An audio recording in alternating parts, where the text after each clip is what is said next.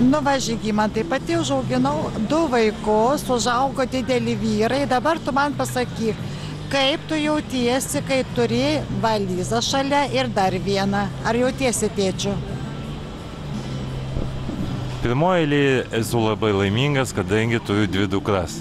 Viena mažoji šalia manęs, o kita vyresnioji dėja šiuo metu serga. Negali būti su mumis parduotuvėj Maxima.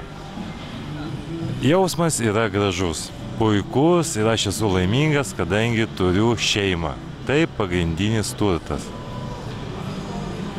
Vaikai nuostabi dovana gyvenimo. Jie mūsų ateitis, viltis ir tikėsime surinks iš mūsų visą puikų džiaugsmą, kurį mes jiems dovanosime šiam pasaulyje.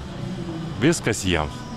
Mamyte, ar esi laiminga turėdama vaikus, anūkus?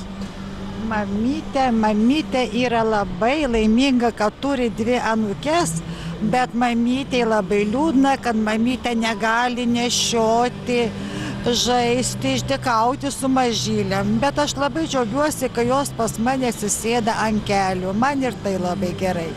Dabar tu man pasakyk, Žygimantai, ar aš jūs augindama vis tik tai sugebėjau jum įskiepyti ir tiesiog savo gal to gyvenimu parodyti, kas tai yra šeima ir ar tu dabar gerai jautiesi savo šeimoje, ar tu moki būti šeimos vyru tėvu?